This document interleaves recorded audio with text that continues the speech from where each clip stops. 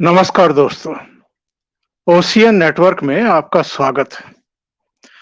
आप जानते हैं नई पार्लियामेंट और सेंट्रल विस्टा को रुकवाने के कितने प्रयास किए गए हैं कांग्रेस के द्वारा, कुछ विरोधी दलों के द्वारा और मोदी विरोधियों के द्वारा।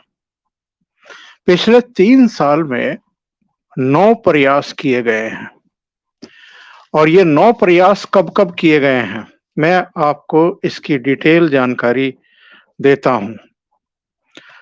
सितंबर 2019 में परियोजना की शुरुआत हुई थी, यानी सेंट्रल विस्टा और नई संसद बनने की जो शुरुआत है वो सितंबर 2019 में हुई थी। सबसे पहले 2020 में एक याचिका दाखिल की गई और दावा किया गया कि सेंट्रल विस्टा से जुड़े हुए जो बदलाव हैं मास्टर प्लान में वो अधिसूचित नहीं किए गए हैं।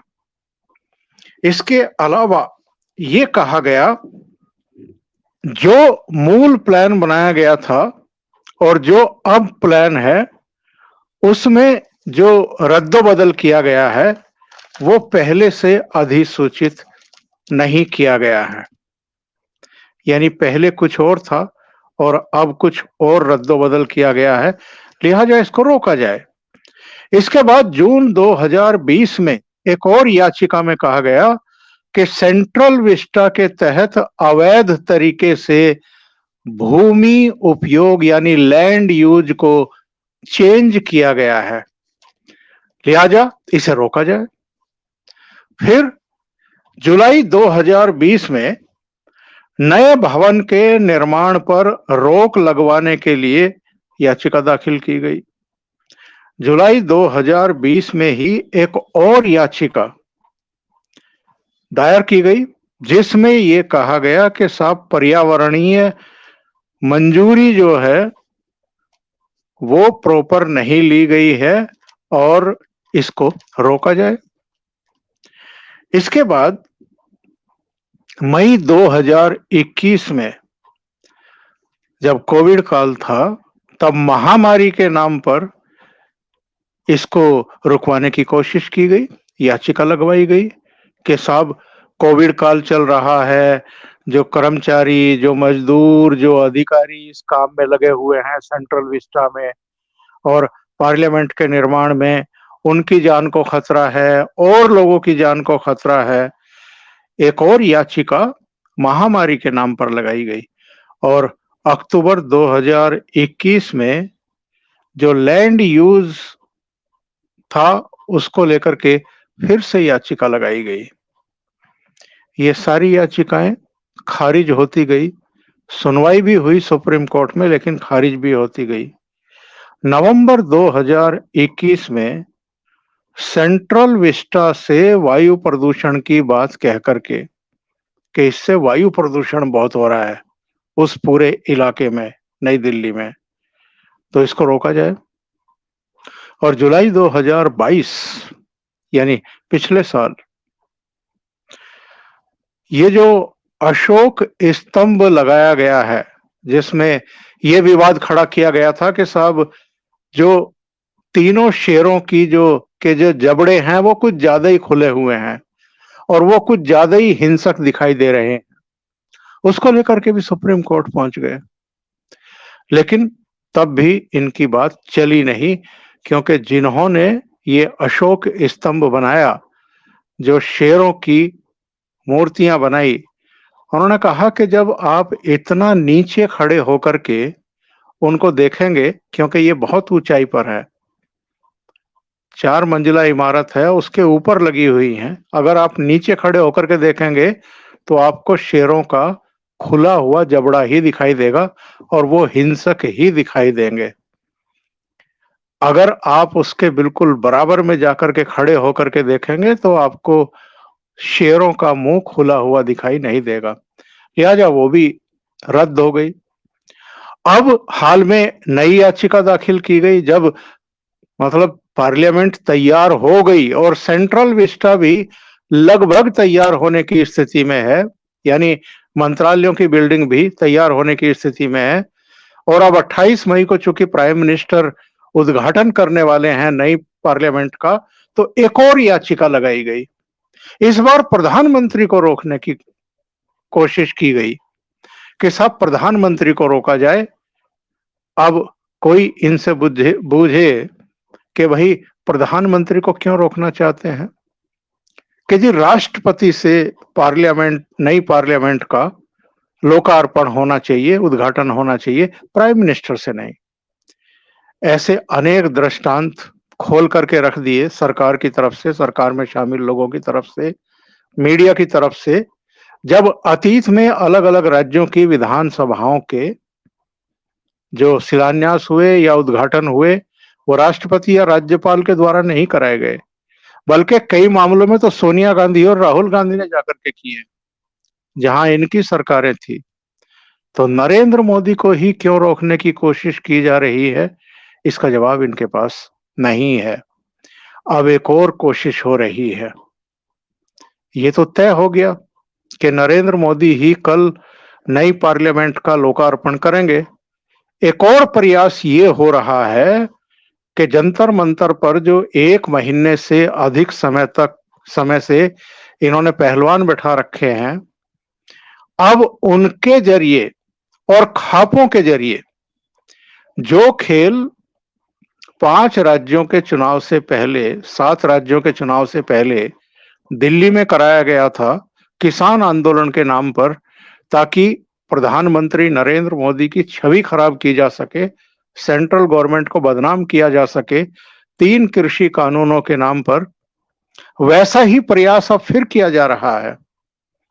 कल ये कोशिश की जा रही है कि पश्चिमी उत्तर प्रदेश से, हरियाणा से, पंजाब से, राजस्थान से एक भीड़ बुलाई जाए दिल्ली में, और पार्लियामेंट के जितना नजदीक तक वो जा सके उसको पहुंचा करके बवाल करवाया जाए, पुलिस को उलझाया जाए, और मीडिया में जो पार्लियामेंट के उद्घाटन के विजुअल्स आने चाहिए, उनकी जगह जगह जगह जो संघर्ष हो, जो टकराव हो, प्रदर्शनकारियों, खाप के चौधरियों और बाहर से लाई गई भीड़ और दिल्ली पुलिस के बीच में, उसको सुर्खी मिले।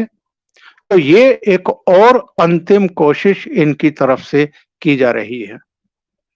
अब आप जरा अंदाजा लगाइए कि ये लोग कितना खतरनाक खेल खेल रहे हैं, और प्रधानमंत्री नरेंद्र मोदी को जो उनकी विजनरी लीडरशिप है, और इस पर तो पूरे देश को गर्व होना चाहिए, विपक्षी दलों को भी गर्व होना चाहिए कि हमारी अपनी पार्लियामेंट मिल रही है।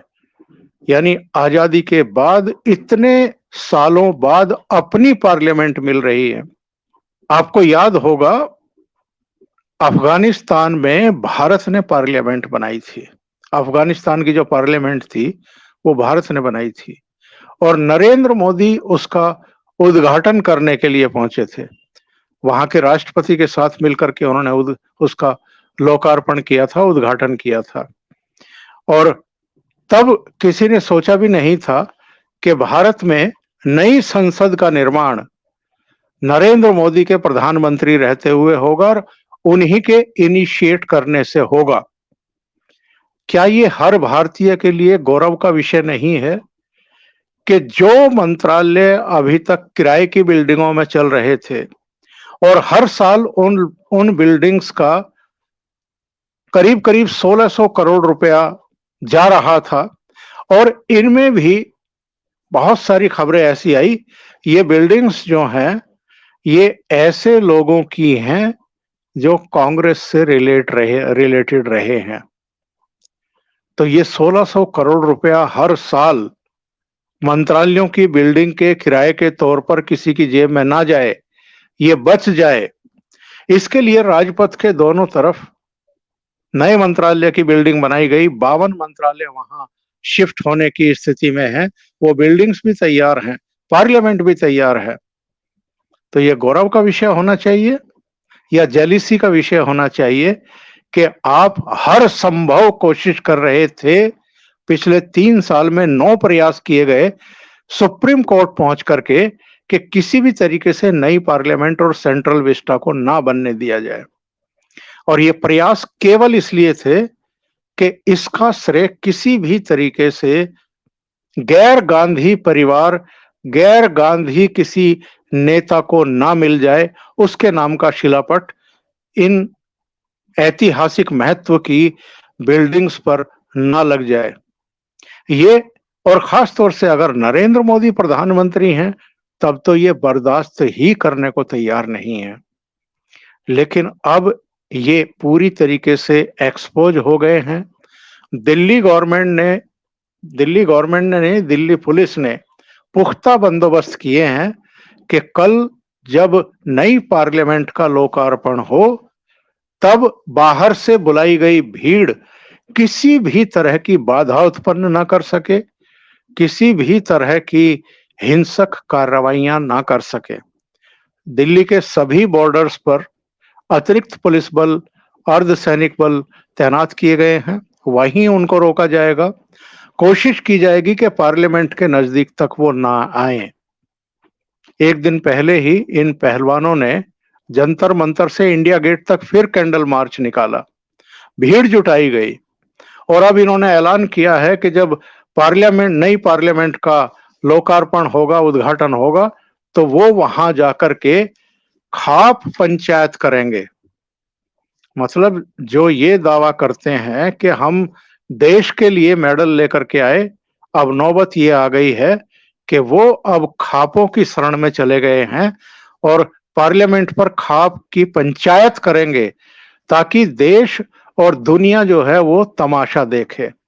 और जो मेन इवेंट है, जो बहुत गरिमापूर्ण तरीके से, सादगी के साथ और बहुत मर्यादित तरीके से होना चाहिए, उसको ये डिस्टर्ब करेंगे। किसके इशारे पर करेंगे, मुझे बताने की जरूरत नहीं है।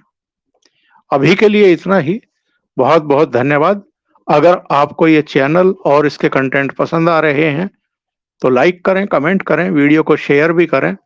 अभी तक अगर आपने ये चैनल सब्सक्राइब नहीं किया है तो सब्सक्राइब कर लें और साथ में लगे बेल आइकॉन को दबा दें, ताकि आगे आने वाले वीडियो और उनके नोटिफिकेशन आप तक पहुंचते रहें।